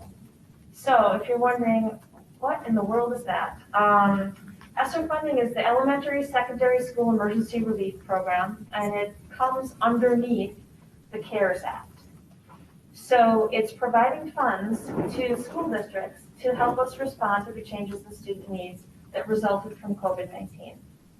So Andy and I are going to be tag teaming this information a little bit because, as you can imagine, this really falls under his area of expertise too, how we spend our money. So first, Andy will describe a little bit the parameters around each of the 3 ESSER funds. So this has been quite the journey that we've been on over the last year or so. And ESSER 1 actually came out of last spring, about this time last year. We started hearing a little bit about that. That allocation for our district, kind of based on, for the most part, low income eligibility, was about $100,000. And at the time, we knew exactly what we were going to spend those funds on because we had about $500,000 that we were going to be spending on Chromebooks. So those funds we already applied for and had received. And so that's kind of off the table. This last winter, ESSER 2 came about, and that was quite a bit more money that was allocated. There is a little bit of a question mark yet as to exactly how much money we're going to be getting based on some actions of the Joint Finance Committee. But we know for sure that the minimum allocation is $465,000. So we know that's there. It could be more. It will be more. It just might not be a significant amount of money. It has to do with the amount of attendance that our students were in school. Is how the Joint Finance Committee framed that. So unfortunately, DPI won't have that information. We're actually trying to put it together right now until the end of the school year, and then they say that they'll be able to share that back with us in September. So you can also see on each of these, each time an ESSER was approved, it was an extra school year that was kind of added on as far as the lengthy amount of time that we have. So that's kind of progressively going forward. ESSER 3 was just approved this spring, and again, significant amount of money. There is a clause in this particular program for about 70 school districts, and we're one of them, that potentially could actually increase the allocation. But again, based on the students that we have in our district, we know that we'll get approximately $1,044,000. Again, the Joint Finance Committee is actually reviewing that proposal right now. They have kind of some say over not the $1,043,000, but the clause that would provide an extra $1 million. And then again, that amount of money can be spent up until I put school year 23-24. Technically, there's 3 months into 24-25, but it gets a little dicey when you start doing salary and those things. The things you probably want to stay in the school year prior to that. All of this money, I want to make clear, and it's pretty obvious, is one-time money for us. So unfortunately, some of this is getting a little convoluted, I think, at the state budget discussions right now. And so it's really important that the state not factor all of this money into those discussions. Unfortunately, I think it unfortunately is. Because at the end of this, these funds will not be around. Although super appreciated to try to identify some of the things that we're going to be talking about next. Thanks, Andy. So the next piece will be talking about what we will prioritize for use or for the use of the ESSER funds. So there's a couple of pieces, and the first is that DPI did create areas that we should examine when considering how to best allocate our funds. So we have sat through and we've gone through each of the areas listed on DPI's recommendation list. And we knew already that there are some areas on the list that we already feel like we're doing well, and there's no need to allocate ESSER funding in that category. Transportation would be an example. We wouldn't spend our ESSER funds on transportation because we have the budget allocated already to take care of that need. However, as we're looking through DPI recommendations, we put that alongside the data that we have currently about our students. And we know that some of the data is still being collected because we're within the end of the year literacy window right now. We're also within the window of time where we'll be collecting information about who ended their year credit deficient at the high school and who did not. We don't know that right now. We only have some pretty solid guesses, but kids can do a lot in a few weeks, so let's just wait and see. But we're in our data collection period right now. But knowing what DPI recommended, what the data is telling us, and what we already prioritized when we sent you the staffing plan back in March. So all of those pieces of information have led us to establishing some specific priorities for the use of the ESSER funds. And the first, of course, is academic support, right? How are we going to use the funds to provide the necessary just-in-time supports that align with the philosophical approach we've been discussing? For example, at the elementary level, all of our elementary schools have an allocation of 1.5 for 1.5 positions for reading intervention. Now, we get very flexible with those positions if there's one school that has a greater need than other. But in general, it's 1.5 FTE per school. And there's only 0.5 for math. And that's because we added math interventionists at a much later date. And we have that has never risen to table 1 in our staffing plans as opposed to table 2. Those of you who have been here for a while, you've seen math intervention on table 2 for a long time, right? Well, if we're talking about a push-in service model, because we want to increase the sense of student belonging, and we really want to push heavily into the idea of inclusion, then trying to make that work on 0.5 FTE per elementary is a big challenge, especially when we're anticipating there'll be, if not the same, somewhat greater need than has existed in the past. So for academic support, one of the things we're currently contemplating is an interim addition to the allocation for our elementary school math interventionist, and the addition of the only math interventionist that the middle school would even have, because they currently don't have one. So when we're thinking academic support, that's one of the areas we're considering push-in math intervention.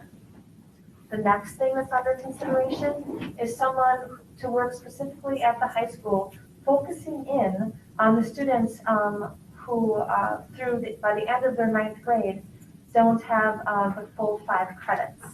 Because remember, this year's sophomores and this year's freshmen have either had an unusual part or all of their freshman year. And so we know from research how critical freshman year is to success and for future graduation. And so that's why we really want to be thoughtfully allocating resources, perhaps in the form of a temporary position, to work with those students in both grades who might end up credit deficient.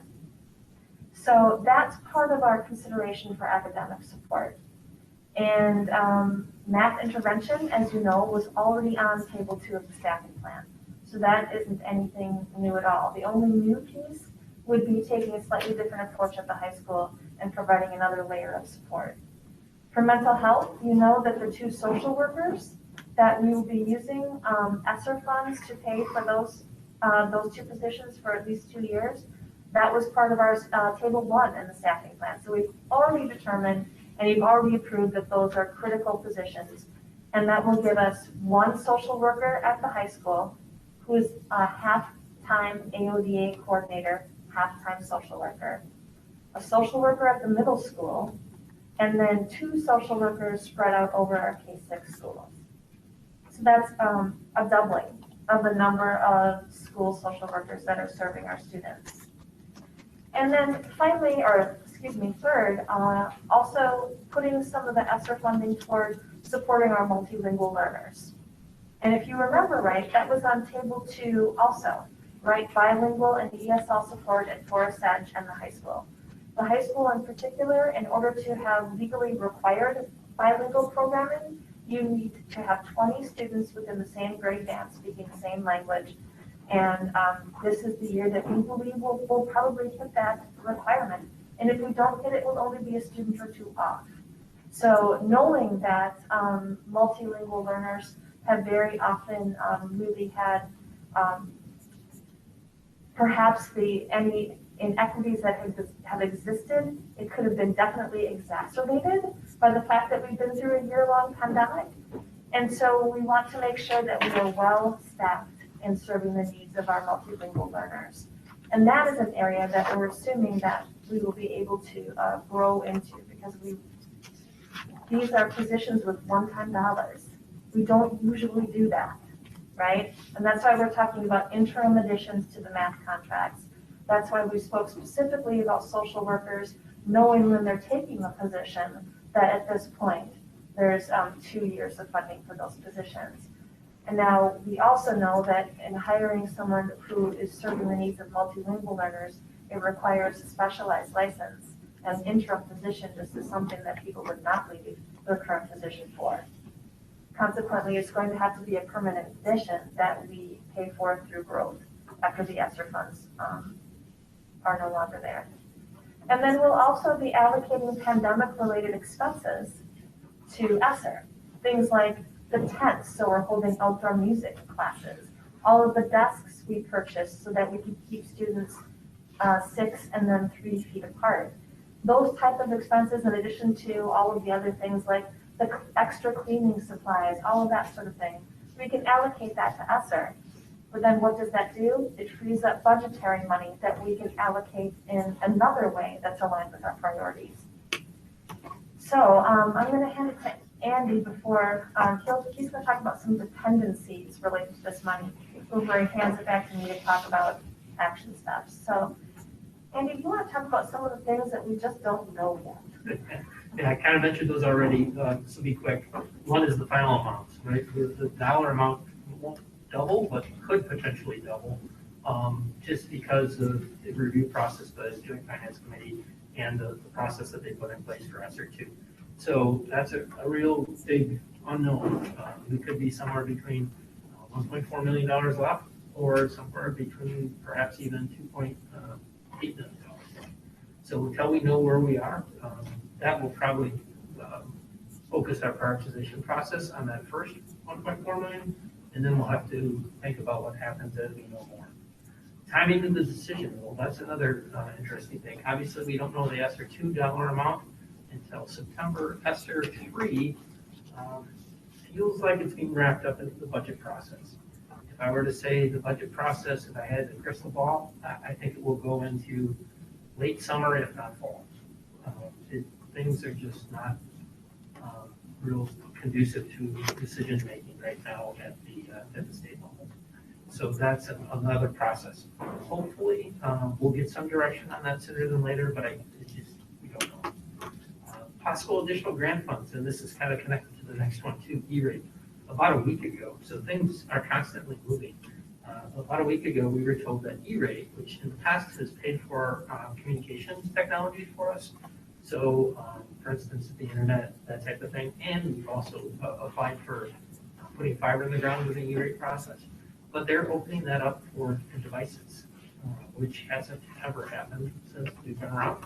So as Dr. Bergstrom was talking about before, we could use some of these funds to pay for the devices that we purchase our students and devices that we will have to purchase our students, which might free up some of these dollars that wouldn't have to be used for pandemic related expenses, could be used for something else. So just a lot of kind of unknowns, and as soon as we kind of have a better idea of what the environment is, we're going to put together a little bit better tentative plan, I guess, for you guys, knowing that the number could increase, and we'll have kind of a second tier of options at that point in time.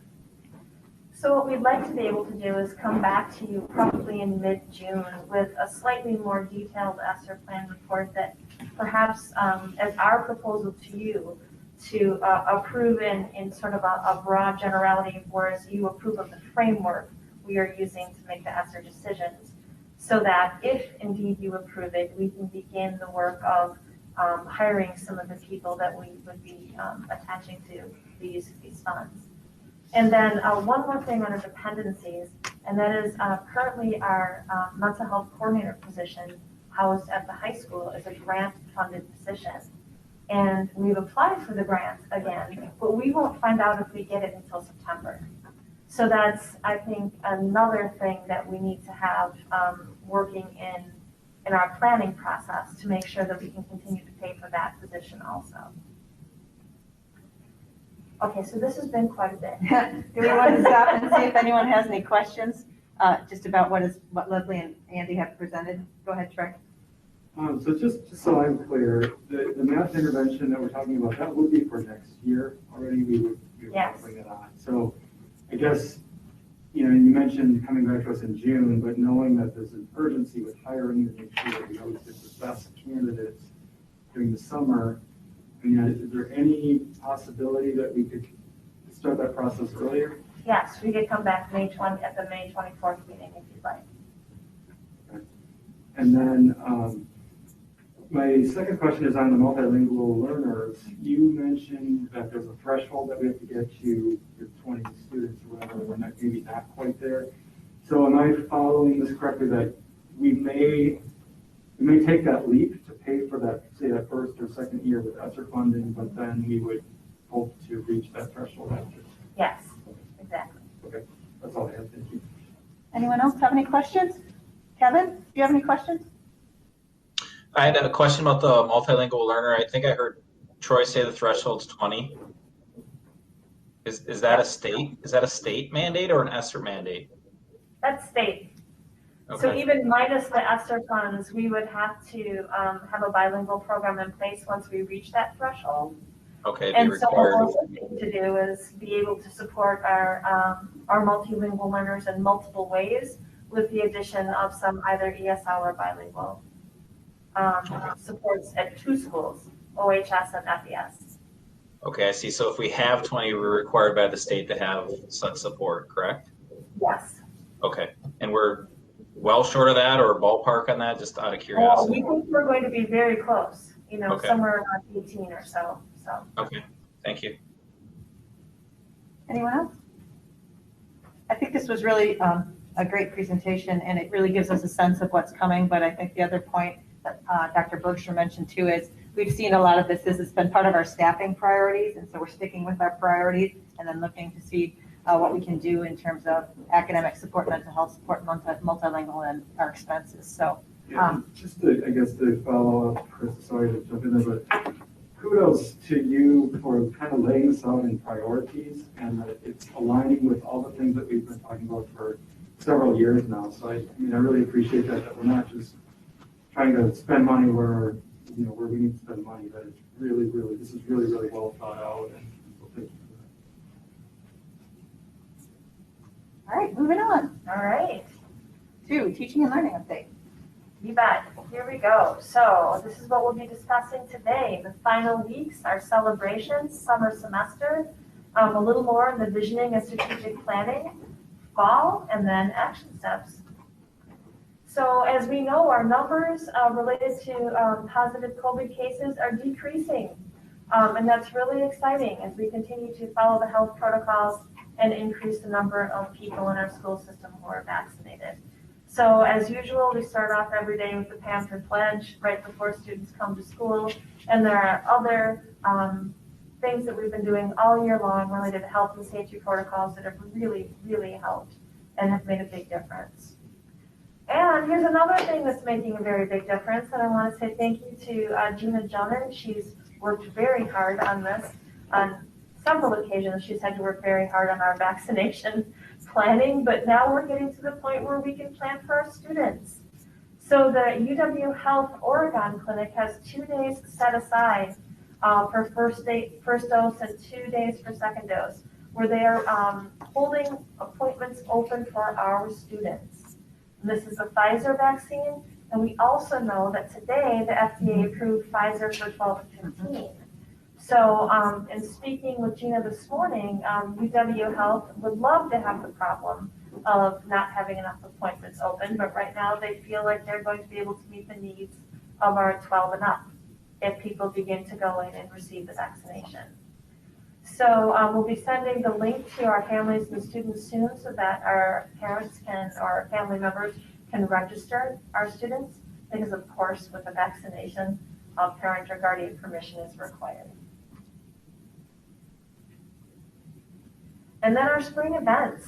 Once again, we have a lot of great things that are happening, and we're really excited for our students because we have the prom social coming up. That's only a couple of weeks away, or not even.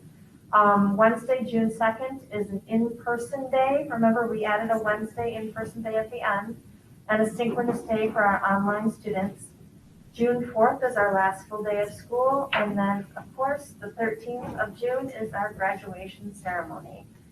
So if we think about what prom is going to look like, of course it'll be different, but I think that people will be happy for the opportunity, even if it's one that's a little different than they may have experienced in the past. So the first portion of the evening, 5 to 7, is for juniors, followed by a 2-hour window for seniors. We're doing that in order to keep the numbers reduced, because we're still trying to keep students spaced out as much as possible. So formal attire is encouraged, never required. We never want kids to think they can't come if they don't have something fancy to wear, but a lot of kids like to do that. There will be dancing. There will just be the type of dancing that we encourage as much as possible, the large group dancing. I don't know. We'll see how this goes. We don't have a foot in the situation. No, we joked about, I ran some plans past a few of the students, and they didn't go over well. So we're just gonna do the very best we can. And our kids will be wonderful as usual. Of course, there's gonna be a fun kind of red carpet with a professional photographer, because if you're getting dressed up, you should get your picture taken. And then contingency plans for rain. We'll figure out how to move it indoors if we have to. And it's going to be outside. It's going to be a giant tent in the parking lot. Masks are, of course, required, as is distancing. We want everyone to take the Panther Pledge. And there aren't any guests who will be able to attend. It's just for our Oregon high school students. And the tickets are just $10, because this is something that we want to do for the students without a big charge, because they deserve it. Commencement, this is exciting too. So outside in Panther Stadium, weather permitting, 1 o'clock, students can bring 4 guests per student. So this is going to be a very large event when you think about the fact that we have 300 students graduating. So we'll have people not only in the stands, but also on the field itself. The students will be in one half of the field. We'll be able to have picnic-style seating in the other half, in addition to being able to sit in stands. Of course, we're going to distance between households, and masks will be required. It will be live streamed by OCA Media. Thank you to them, our great partners. And then, if indeed it ends up being dangerously poor weather, we will be out there if there's a little bit of drizzle, everybody. But if it's dangerously poor weather, then we'll have 2 indoor ceremonies with 2 guests per student.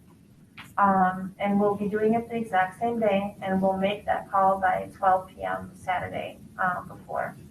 And here's a really great thing. The high school, there's such good planners at the high school. The seniors in particular have the option of virtual attendance on June 3rd and 4th to avoid any close contact that would put them into a quarantine on graduation day. Because we would hate to have someone in quarantine just because they sat next to someone in math class who was COVID positive. So we'll allow students to attend virtually so that we don't have any concerns about school being a place of close contact prior to graduation. Summer semester program. Things are humming along. As you know, and Anna pointed this out tonight, our goal for summer semester, and my goodness, I hope it is our goal all year long, is to promote a love of learning and promote continuous growth and maintain those connections. It's not something where we're trying to make kids grow 2 grade levels in 6 weeks, right? This is about making sure that they really, really enjoy the experience. So we know the dates. It's the month of July. Registration opened last month, 131 courses, almost 1,400 students. And if you're asking yourself, how does this compare to previous years? Well, last summer, we only had 632 students, so we more than doubled that, and that's very good. However, it's still about 800 less than we've had the 2 prior years. However, our 1,400 right now does not include any students from OHS because they tend to register a little bit later, particularly if they're doing some credit recovery courses, because they're not sure yet whether or not they'll be earning the credit. And right now we're hiring all of our teachers for the Say Yes classes, which are, related to math and reading. So fall of 21, and this is going to have a little bit of nuance to it. Not to this first part. This first part's very concrete. We will be 5 days a week, full days of instruction. Very concrete, no questions about that. What we're still figuring out is how can we leverage a little bit of what we've learned regarding online and also perhaps meet the needs of families who might still want to continue online. So for K-6, really, if we want it to be Oregon teachers and Oregon curriculum, then it has to be enough interested families to have at least one teacher per grade level assigned to do that. If we don't reach those numbers, then the next alternative would be for us to potentially hire out or buy seats in an online school for our students. That would be the next piece. So the survey that's going out to families this week will include a question about this to at least give us an idea of how many people at each grade level might be interested. Now, 9-12 was a little different because for 9-12, we have a very long history of blended learning. Online learning, and then we really moved into the idea of blended learning because most of the students, all of the students in the blended learning program have classes in person, and then they take a class or two online. What we're expecting is that there will be at least as many people interested in that as in the past, and perhaps more. So for the sake of you who either don't have students who have gone through the high school, or for those of you who are newer to the board, Jen Schmidt, our blended learning coordinator, and Jim Kleiner, high school principal, will talk a little bit tonight to give you a historical perspective of blended learning at the high school. And then I'll come back in and talk a little bit about how we want to continue to make that happen moving forward and the steps we may need to do that. So right now I'd like to hand it over to Jen Schmidt, our blended learning coordinator at the high school, and Jim Kleiner. Thank you, Leslie. So in just a little historical perspective, in 2006, I met Brian Bussler.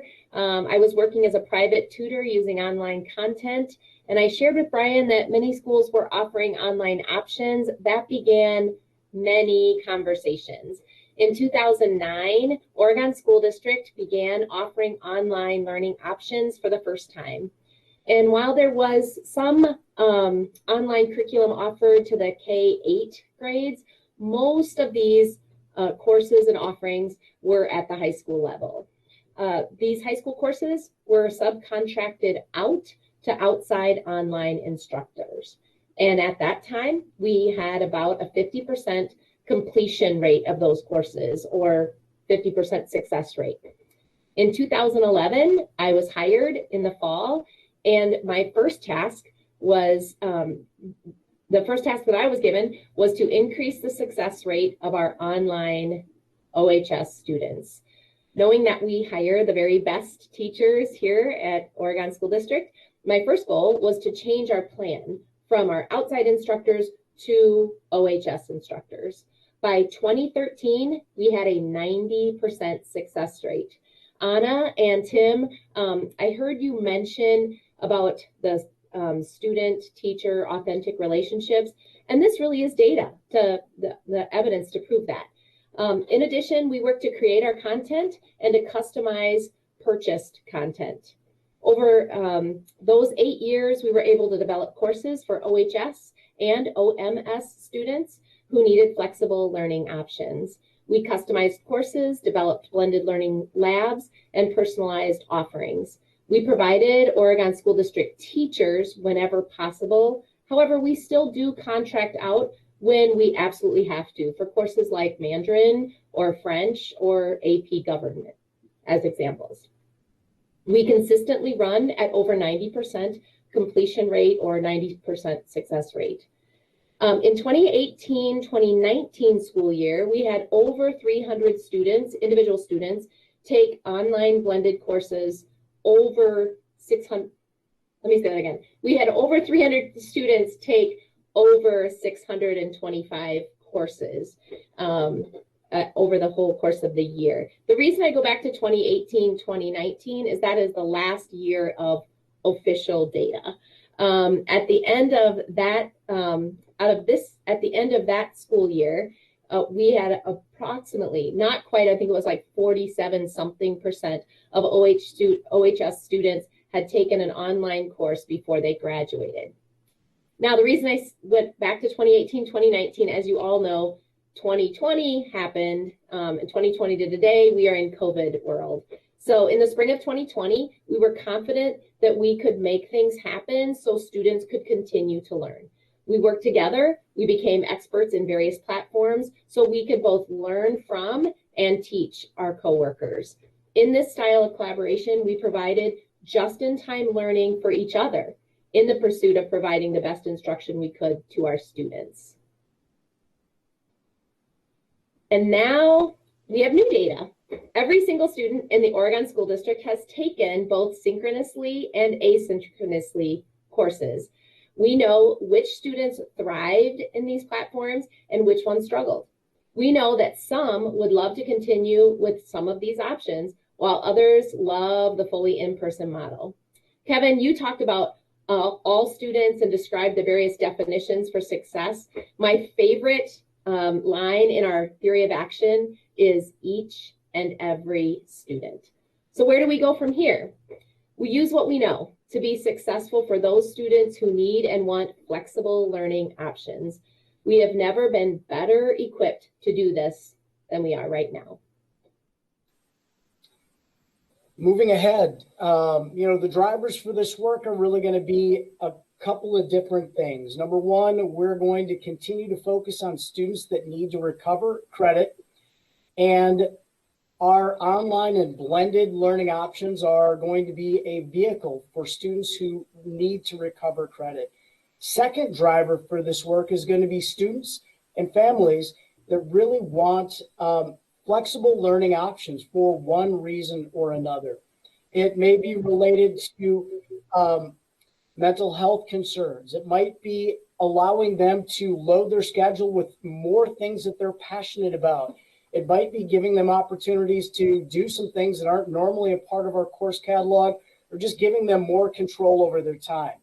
As you know, high schools are large, organized, and very structured.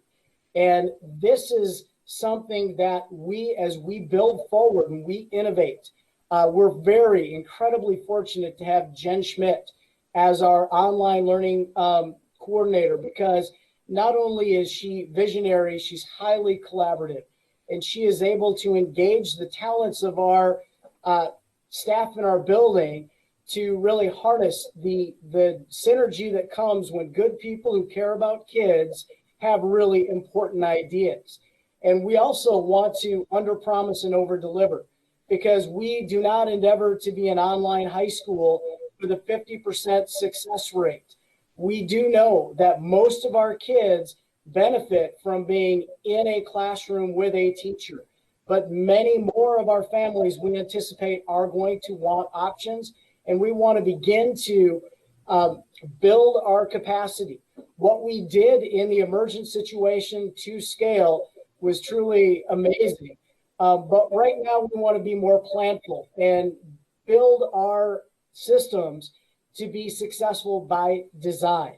And anytime that we outpace our capacity, in the business model, you end up sacrificing quality, and that's not something that we want to do in any stretch. So we're going to continue to work with our teams and our departments to innovate. We're going to really look forward to hearing what kind of demand comes from families for a variety of reasons. And then we're really going to look to be the very best that we can in both models. As we move forward, Jen started here in 2011 in a very small classroom. It was about the third of the size of a regular classroom. And she quickly outgrew that. And when we remodeled, we've got our blended learning area it's a space in the 300 hallway. And she's quickly outgrowing that because of the demand and the kids who are learning about the power of being able to have more control over their time and more flexible learning options. And as we move forward, we would love to see this program continue to expand its identity as those space needs, because we don't want kids sitting at home not engaging. The camera's off. What we're really hoping is to continue to build those relationships, put kids and teachers in the same spaces where, very often kids are in the presence of adults who care for them. We're able to help them set goals and monitor progress. And so we have a shelled space that we're really hoping that we're going to be able to project manage in such a way that gives us a little bit larger footprint where students can congregate to do this kind of work and where staff can congregate as well. And it kind of will give our program an identity and a real sense of just that energy that comes when you're in a productive environment and people are engaged in important work. And so, Dr. Bergstrom and the board, we'll pause. I know that we probably outspent our 5-minute time limit, but we couldn't see Katie Heights on camera with her red card in our defense. To do a red card. So here's what I'd just like to give the board a little more information related to what they just said, and then perhaps open it up for questions. Is that all right? Yeah, Okay. So as Jim said, Jen Schmidt her program continues to outgrow the space. And so what we have been considering, and that's Andy and Zane in connection with Jen and Jim and myself and a few others, is the shell space, if you know where that is in the high school. So we're talking about the space that's in the new addition next to the math classrooms. It's a space where during the last referendum, we had everything but the walls put in there, so that when we grew in population, we could add classrooms to that space without having a huge expense.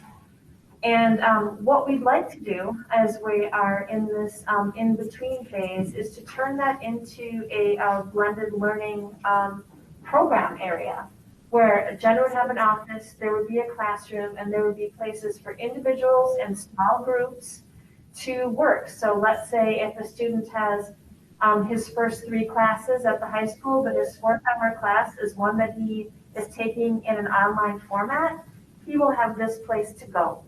And that's where he will go whenever he needs to work on his online work, and there will be resources there for him, and there will be a supervised area for him. Because right now, Jen is trying to supervise students who are in many areas doing many things, and she practically needs roller skates to do it. But if we were to take this shell space and turn it into a blended learning lab, and do that in a way that will not cause significant financial impact when we have to add more classrooms, we don't want to have to tear down things that we just built up. If we can do it in that way, it could be very beneficial for the program and very fiscally responsible, because we are not creating something that in 10 years we have to tear down.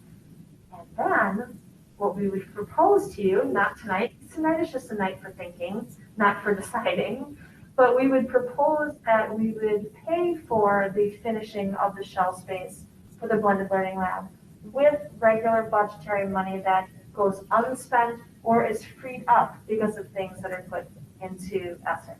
And so Andy can talk a little bit about the work that's been done in a preliminary fashion with Bray and any Bray Architects, and any costs that you think may be associated with this work. So we do have kind of the design spaces. Actually, when we built the shell space, we kind of had an original design that we knew would happen. Oasis is on basically half of it. If you took the downstairs and you cut it in half, Oasis is on the south side. The left side would fit 3 classrooms. Our idea is to build out one of the classrooms right now, and then the 2 classrooms that are kind of left open, plus kind of this middle area is for the most part open. We did put a couple small classrooms kind of right inside the doors there. more like an offices or meeting rooms.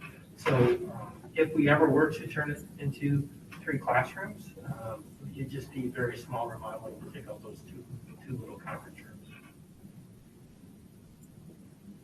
So what I'd say, folks, is again, we're ahead of the curve. I mean, think about social emotional learning was happening in this district before a pandemic hit, right?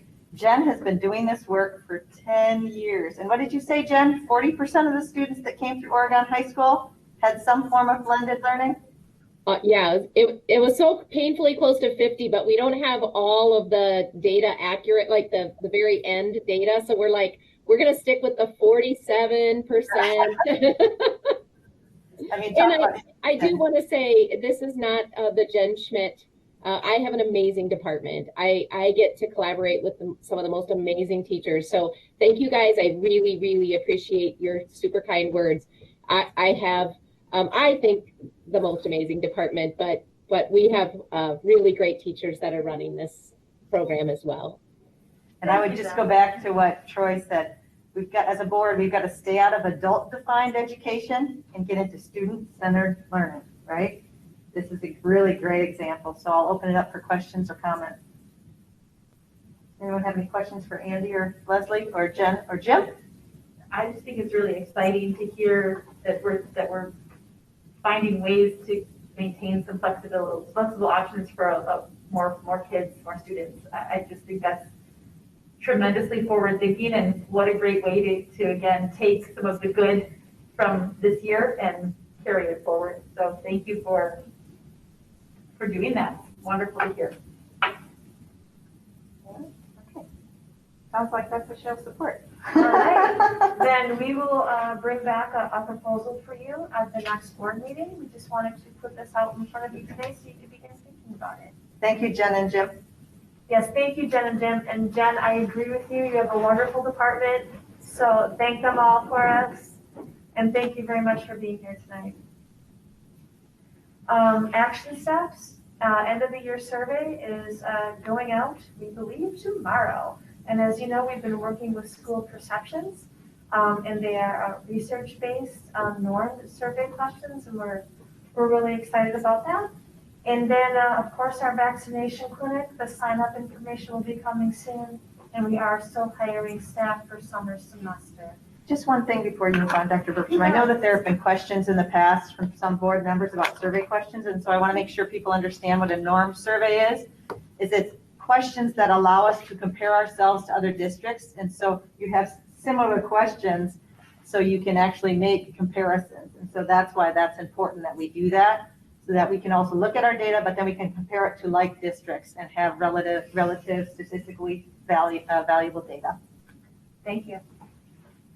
All right, next piece is our medical working group, and we have a meeting scheduled next week.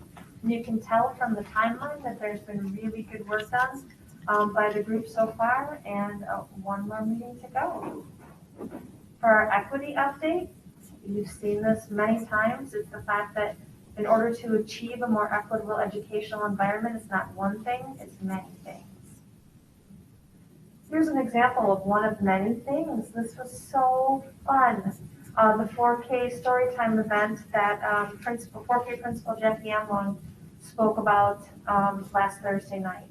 So I had the absolute pleasure of listening to Storytime and watching all the rapt faces of our youngest learners on the screen, listening to the stories first in English and then in Spanish.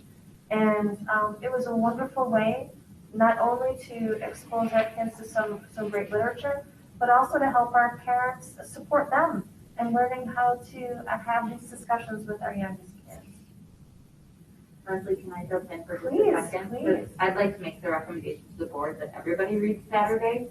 It's a household favorite of ours, so glad to see it on here, but it is also a really nice tie-in with social emotional learning and how to take deep breaths when things go wrong and pause. So it is really an excellent book for all ages, not just 4K. Everybody could keep that in their car or in their home office and remember it. So. Thank you. And then, of course, you've heard a little bit about this too, but our OHS Equity Book Club is open this summer to all of our OHS students, parents and guardians and staff. And they'll be having small discussion groups. And there is a form, it'll be, if it hasn't already, it will be sent out to our families. And then would you like me to go on to superintendent's report now? Absolutely. Okay. Educator Appreciation Week last week. It was pretty wonderful, and I had the pleasure of reading every principal's update to their staff, and they usually send them out on Fridays or on the weekends. And our principals were planning some pretty fun things for their staff all week long. And so I really hope that people felt the appreciation, because we know it comes from every level of our community. So that was pretty terrific. Next, Friday was our school lunch hero day.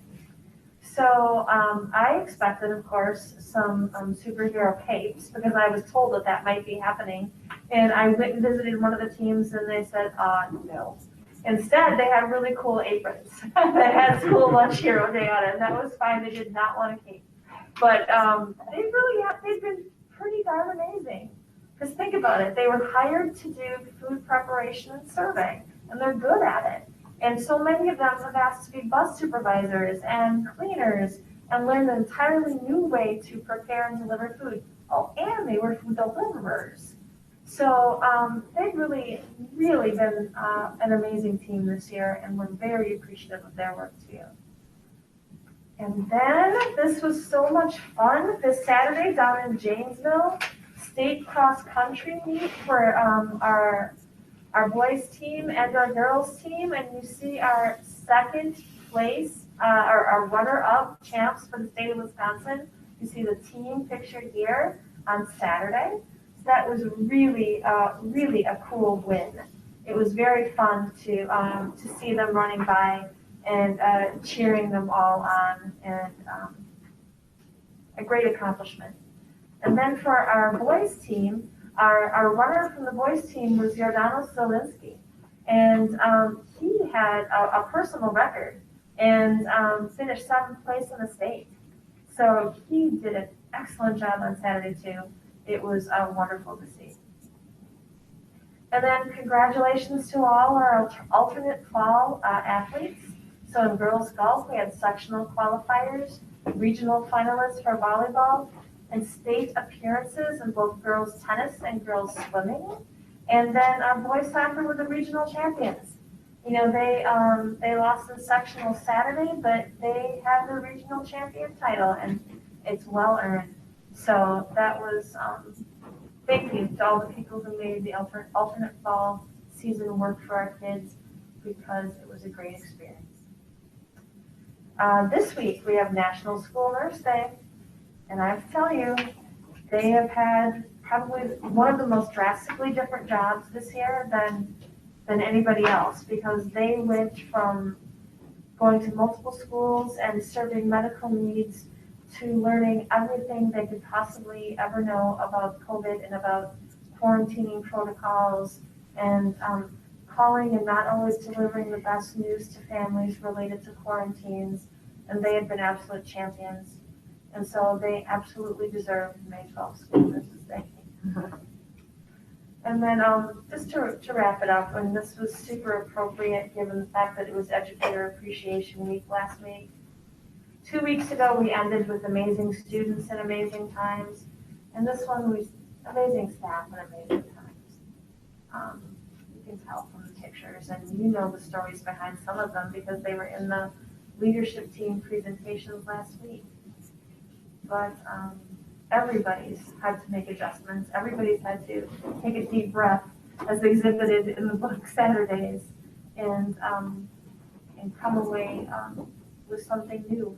And I think that our staff did an amazing job of creating something wonderful out of a really difficult situation. So that is it for this evening. Great, thank you so much. That's closing, future agenda.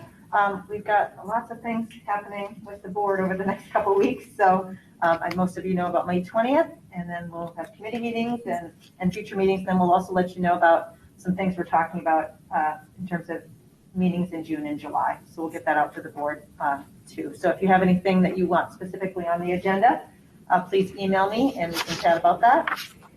Otherwise, we will move to checkout. So we'll go around the horn. Kevin, anything for checkout? Nothing in particular. So, thank you. No, nothing. Tim, Nothing. Mary, Not for me. Heather, Troy. Okay. Given no more checkout, I will entertain a motion to adjourn. So moved. Is there a second? Second. All those in favor say aye. Aye. Any opposed? We are adjourned at 8:34.